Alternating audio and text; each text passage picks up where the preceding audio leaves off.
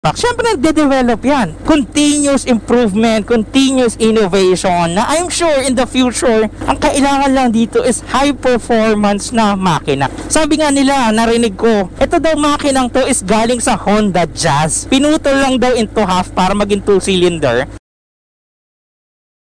Para kanino pa ba talaga X80 V750? Ito ba ay talagang ikunokonsidera as scooter or motorsiklo? Marami rin nagtatanong kung ano nga ba talaga ang ibig sabihin ng DCT. At syempre, ang laging katanungan rin, sulit ba gumastos X80 V750? Lahat ng yan mga kaskud pa ay ating tatalakayin sa araw na ito. Pero ang bago ang lahat ng yan, kailangan ko muna pumasok sa opisina, magtrabaho at kumita para sa kinabukasan ng aking pamilya. Huwag na natin patagalin ito mga kaskud pa. Okay? Let's go!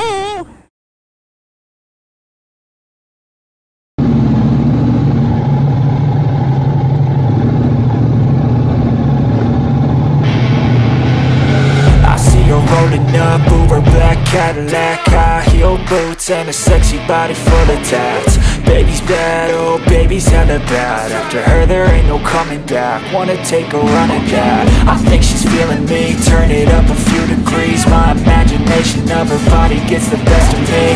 Oh gosh, she's such a tease. Bitten lips, bruised knees. I'm addicted to her, need her touching me. Cause she got a bad little waist. And we tearing down this place off the liquor that we chase. Casamigos to the face, baby, I don't need no space. Coming closer for a taste, and I'll show you how I make everything just fade away. Cause she's like sex, drugs, cocaine, body so insane. Jealous of the clothing that she wears up on that tight frame. All game, no shame, baby came here to play. I feel like an addict cause she's sex, drugs, cocaine.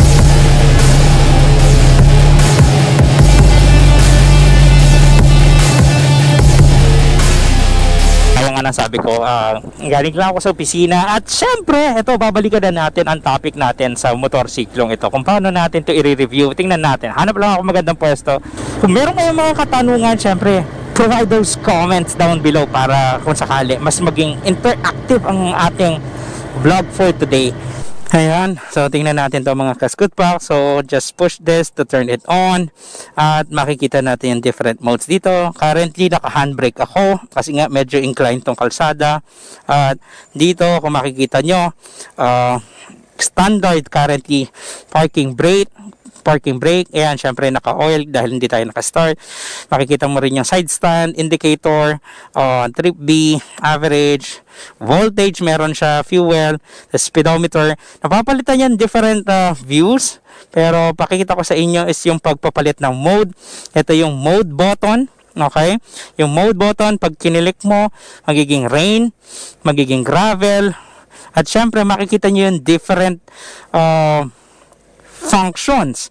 P for power, tapos may B for engine brake, pwede mong kontrolin at i-customize yon. D is for drivetrain. Okay, yung drivetrain, meron kang makikita dyan na letter G, it's for gravel mode kasi mas aggressive yung transmission niya, at the same time hindi siya basta nag-shift up kasi kailangan yon sa mga low traction na mga condition. Tapos yung nandito is traction, then ABS. Lahat po yan pwede nyong baguhin. Pag sports, makikita nyo yung power, full engine braking rin. Tapos yung transmission or yung drivetrain, naka full rin yung engagement. Traction is less. ABS is at maximum rin, or sabihin na natin intrusive. Gaya nung nabanggit ko kanina, ito makikita nyo dito yung minus, yan yung parang paddle shift kung sa kotse nyo i-base. Dito naman sa taas, makikita nyo yung positive na or plus pag-upshift ng gears. Paano nga ba gumagana yan mga kaskud pack? So ayan, kung makikita nyo yung dash, ang bantayan nyo yung letter D. D is the drivetrain or yung drive. Pwede mo yung gawing manual or automatic by pressing this. Okay? Pag press nyo yan, magiging manual po yan dyan. Okay? Pwede nyo ibalik sa automatic. Okay? Manual, automatic. Now, pwede mo rin ilagay sa neutral. Ayan, may neutral. Pag neutral, obviously, hindi naka-engage yung transmission, yung gears, at pwede mo siya bombahin. Okay? So, subukan natin to mga kaskud pack. Ayan mga kaskud pack. So, naka first gear ako, di ba?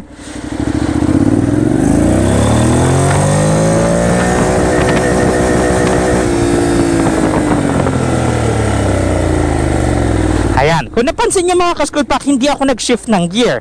So, ibig sabihin nakarating siya sa red line nang hindi naglilipat. Which is obviously a manual transmission motorcycle. So, kasi yung iba sasabihin, hindi, lumilipat naman yan, nagiging automatic. Hindi po mga ka-School Pack. Again, uulitin ko, hindi po to CVT. Sa kotse kasi meron ring CVT. Okay? At yung sa kotse, yung CVT nila, merong fake na kunwari nag-shift gear ka, pero fake po yun. So sa DCT, totoo pong gears to. May mga ngipin yan, may mga gearing, different gearing na nai-stack siya sa isang gear unless i-upshift mo. Okay? So subukan uli natin. Yung primera, i-upshift ko, nandito mga ka-School Pack yung trigger. Okay? Primera, gagawin ko segunda, ayan siya. Okay? Downshift ko uli. Ayan. Okay? Balik tayo sa automatic. So, okay? Kasi aminin natin mga ka-School Pack, pag nag-ride tayo ng matagal, nai-enjoy natin yung buong araw, nai-enjoy natin yung buong journey. Pero pagbalik natin ng Metro Manila, sasabak tayo sa sobrang traffic at nakakapagod at nahihirapan ka sa paggamit ng clutch dahil super congested ang traffic sa Metro Manila. So again, yung sinasabi ko yung technology na meron tayo in the future which is available today. Sasabihin nyo, hindi, bagong technology lang yan, bagong experimentation and proof of concept sa motorsiklo. Yes and no. Kasi ang DCT po, matagal na. Okay? Matagal na po yan na technology ng mga sasakyan. Okay? At ang kinaganda, siguro alam naman nating lahat, 'di ba? Ang Honda, hindi lang motorsiklo ang meron sila. Meron sila sasakyan, mga ka-School Pack. Siguro matatanong niyo mga ka-School Pack, ano nga ba advantage ng DCT? Ang kinaganda niyan mga ka-School Pack is yung pag-shift ng mabilisan. Kahit sabihin mo naka-quick shifter ka, syempre yung DCT is mas mabilis pa rin. Kasi nakaabang na yung clutch eh. Alalahanin mo, dalawa yung clutch niya, 'di ba? Dalawa yung clutch niya na nakaabang sa lahat ng even na gears. Like for example, 2, 4, 6. Sa lahat ng odd na gears, 1, 3, 5. Nakaabang na yung DCT na clutch. Kaya mas mabilis siya. Try nyo hanapin mga comparison ng mga DCT na kotse versus manual. Okay? Kahit ka-racing driver, tatalunin ka ng ordinary driver na nakasakay sa DCT. So same thing lang po yan dito sa motor. Okay? Very quick yung pag-shift niya. Milliseconds lang nakakapag-shift siya. Subukan natin ha. Primera yan.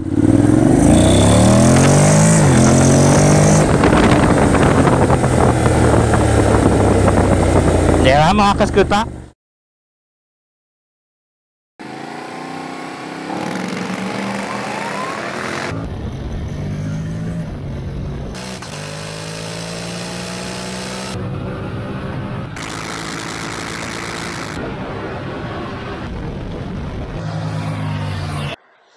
Yung high performance kasi sabihin na natin gusto mo sports bike naka DCT, baka sa susunod na mga generation ng motorsiklo, tingin ko may ipapasok rin nila yung technology na gano'n.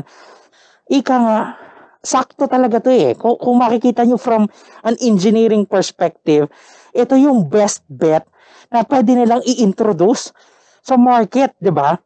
Pwede rin naman itsurang scooter lang, pero mawawala kasi yung advantage ng pagkakaroon ng chain, di ba? So, pag sa chain, maganda yung high ground clearance kasi pwede mo talaga ipasok sa mga off-road or minor trail. At kung papansinin nyo, kahit yung gulong niya, di ba? Dual sports yung gulong.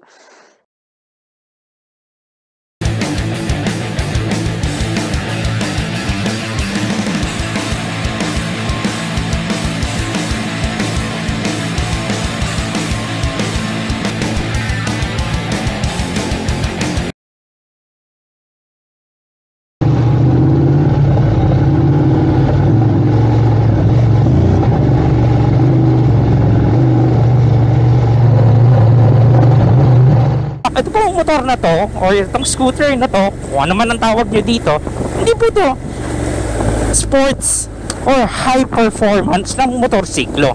Okay, kaya papansin niyo ang RPM niya na red line nasa less than 7,000 RPM lang.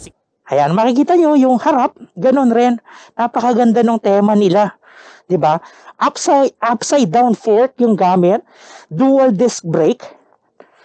Okay? All LEDs yung mga ilaw, 'di ba? May windshield. Ito kasing XADV inintroduce to 2018 yata, early 2018, kaya hindi pa noon uso power windshield, 'di ba? Ng mga touring bikes. At the same time, ride by wire to, kaya may multiple ride option tayo. Hindi pa nila inintroduce yung cruise control, which is very common sa mga bagong motor ngayon. Ayan. So dito naman sa side niya, sa kabilang side, nandito yung exhaust, 'di ba? High side yung exhaust kasi nga pwede mo pang off-road, 'di ba? Medyo mataas 'yan. High ground clearance, dual sports. Ang size niya 160 by 60 R15. Yung nasa harap 17 yung gulong, 120 by 70. May little compartment dito. Dito ko nilalagay yung mga RFID cards. Yung upuan, napaka-komportable, napakalaki. Kahit sa pilyon, very comfortable. Siyempre, practical tayong tao. Ito, kinaganda. Ayan, may U-box ka rin. So, pwede mo lagyan. Gaya ng inaakala ng karamihan na scooter siya manakbo. Okay? Marami nagko-compare nito syempre sa mga maxi scoot gaya ng T-Max, ng Yamaha, and so on and so forth. Pero again, gihamak po na mas mabilis to sa T-Max. Kahit yung bagong generation ng T-Max. Bakit? Kasi po, manual transmission to. Yun yung advantage niya. Kung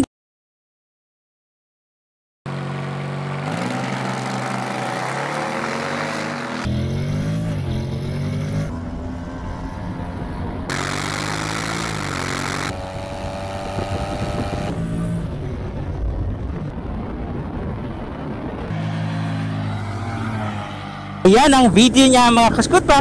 Yan yung drag race ng T-Max. Okay, that's the latest T-Max versus XADV. Okay, ang drawback lang nito, very wide yung manibela. Kasi nga long wheelbase to eh. Maniwala kayo sa hindi, yung wheelbase nito parang mga GS level. Kaya ako hirap na hirap talaga ako sa mga pagpasok at pagfilter sa mga traffic. Okay, pero other keyless na siya. Push button yung sa gas. Okay? Tsaka yung sa upuan. Naka TFT screen. Meron siyang auto cancelling na signal light. Ayan, adjustable yung suspension, pwede siyang soft, pwedeng hard, pwedeng medium. Meron siyang off-road peg. Ito additional na lang to, pero pwede mo tong gamitin, pwede mong ibaba para mas balance. Ayan, subukan uli natin mga kaskut pa. 60.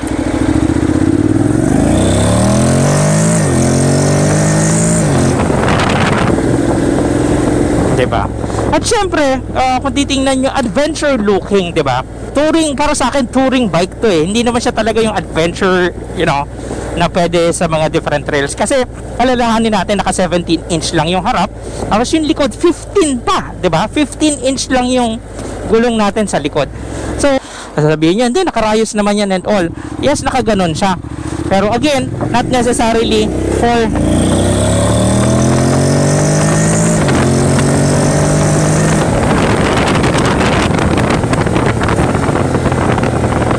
so sa naririnig niyo yung pag-o-auto flip niya. Yun po yung kinaganda dito, nag-o-auto flip siya. Kung sakali nagtatanong kayo tungkol sa height, ang height ko po is 5'6". Papansinin niyo, ganito po. Ayan. Tingkayad ako, pero manageable. Sabi ko nga sa inyo, ang kailangan lang ay confidence at yung tamang skills na matutunan. Ako po matagal na ako nagmumotor since 2017. Pero ngayon lang ako nagkaroon ng pagkakataon na mag-enroll sa Ride Academy para malaman kung ano yung mga dapat nating gawin sa kalsada. Ika nga nila, ang slogan nga nila, one less kamote on the road, which is true. Dapat maging aware tayo kung paano gamitin ng tamang motor sa case na to, mabigat kasi to. Ang kinaganda lang naman dito sa motor na to, kahit siya mabigat, 236 kilograms. True, mabigat siya. Muntik na ako dito matumba before, pero nakaya ko siyang itayo dahil sobrang mababa ang weight niya. 502X ng TRK, Benelli TRK, sobrang top heavy nun. Ang hirap i-manage, konting tilt lang at certain angle, diretso na babagsak. Meron nagsasabi, nahihirapan sila pag sa twisties. Huwag mo siya i-treat as scooter. I-treat mo siya as motorcycle. Kasi pag sa mga twisties, tapos mga nasa curve ka, i-set mo lang siya specific gear. Like,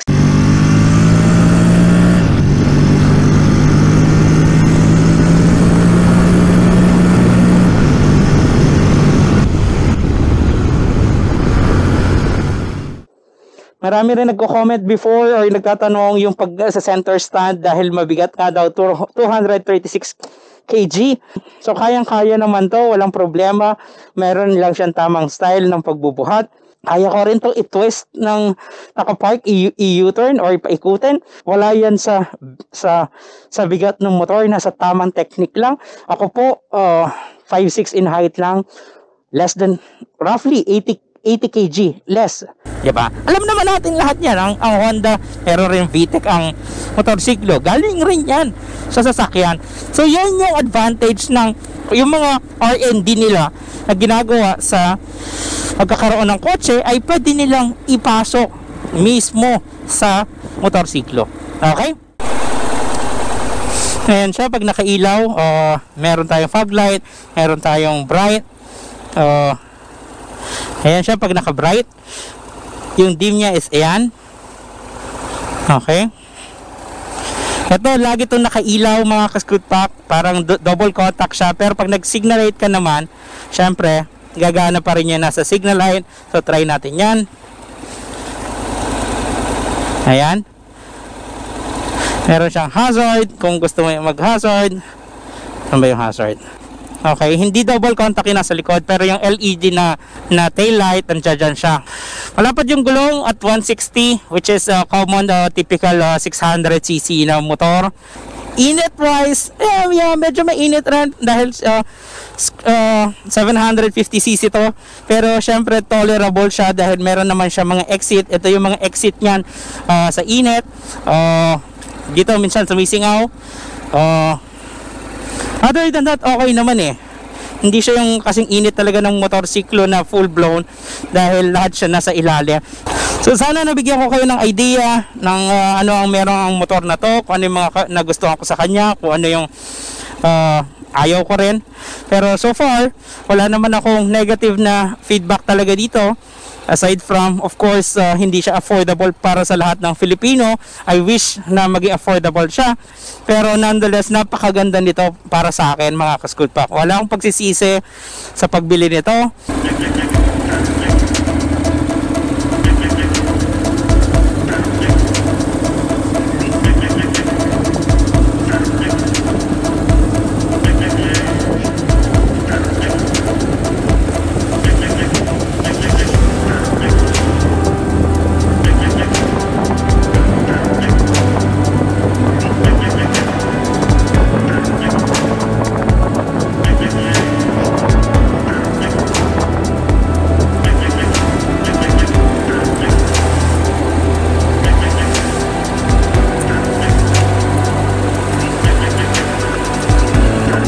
Albert Carmosa, sir. Albert, sir. Tapos, John Paul, sir. John Paul, tsaka si?